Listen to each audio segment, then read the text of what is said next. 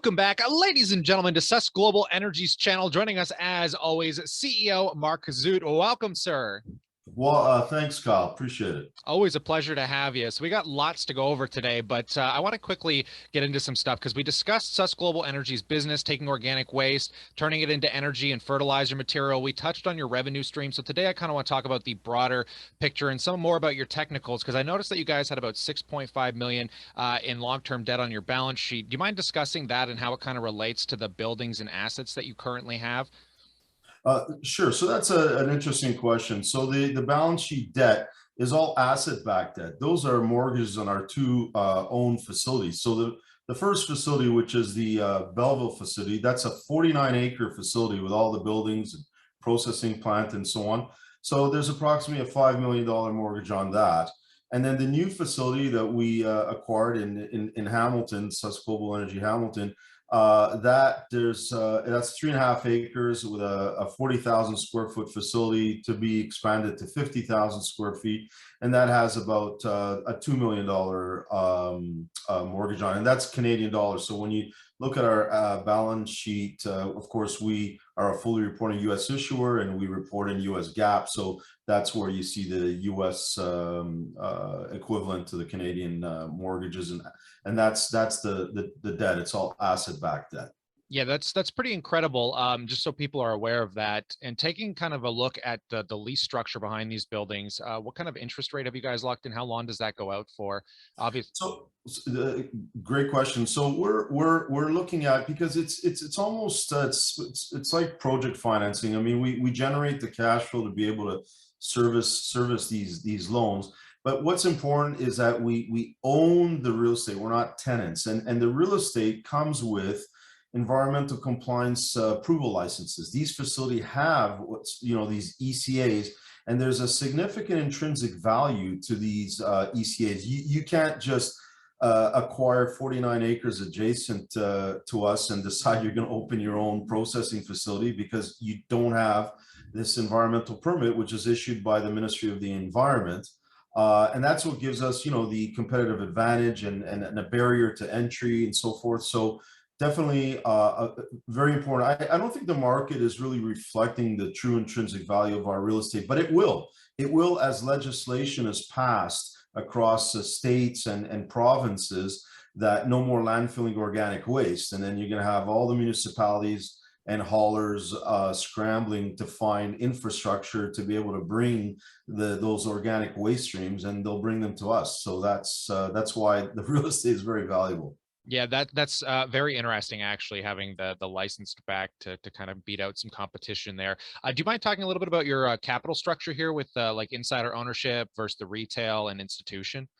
So that's a great question. So what's interesting is, and I find this from a lot of sophisticated, seasoned investors and institutional investors, we have actually no options or warrants outstanding. There's only 94 million shares outstanding, all common shares, no preferred shares. The insiders represent about 40% of the company. We are, however, looking forward to our institutional investors and the institutional underwriting that we recently we signed an agreement with an underwriter, which is part of our S1 registration statement filing for uplisting to NASDAQ. So we're excited about that. Yeah, that's not something to understate, because it'll give you guys obviously some more legitimacy in the big market. Do you mind just touching base on that ticker? Let me make sure I'm getting this right. It's SNRG will be the uplisted ticker, pretty much the same as you got now, right? That's correct. Yes, same ticker. That's awesome. So just from a broader view standpoint here, because obviously every business has been affected differently by this, and you guys are kind of got your hands in a bunch of different pockets here. Speaking about hyperinflation, obviously the logistics headaches that have been coming on the latter half of this pandemic, are you guys getting hit with any inflation for maybe like gas prices or anything in between? Is it negatively affecting you? Is it affecting you guys at all? Well, we were very fortunate right from the onset of the pandemic. We actually saw an increase in organic waste streams because everyone was staying home and generating more organic waste streams. So we saw an increase at that time. And it's continued. Also, as an essential business, there was no interruption, so we continued to operate. We had, of course, all the facilities were continued to run during those times, and we're not affected by any of in terms of inflation and so forth.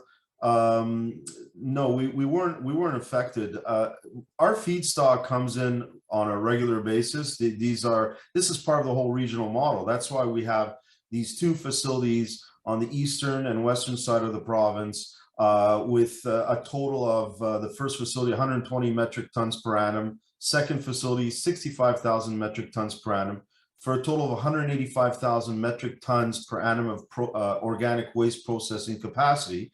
And those facilities are within 200 kilometers of each other. So we can draw in, and right in the middle, you've got the highest population and density in Canada, the province of Ontario, with 15 million inhabitants, in the Greater Toronto Hamilton area. That's where we're drawing all our organic waste streams. So we have no issue with feedstock. And then, of course, we convert that into these regenerative products, which is fertilizer, and there's a significant demand for fertilizers. So no, we haven't been impacted by what's going on globally. As a matter of fact, the pandemic has caused a demand of food supply demand worldwide, and more food means more fertilizers, and that's where, that's where we benefit. Well, Marc, I guess SusGlobal is truly turning organic waste into gold. I appreciate your time today. Appreciate it, Kyle. Always a pleasure. Always a pleasure. In light of this, folks, if you ever have any questions, let us know what you think in the comment section below, and we can bring it up on a follow-up interview with Marc here. But in light of this, stay cool, stay awesome, and we'll catch you in the next one.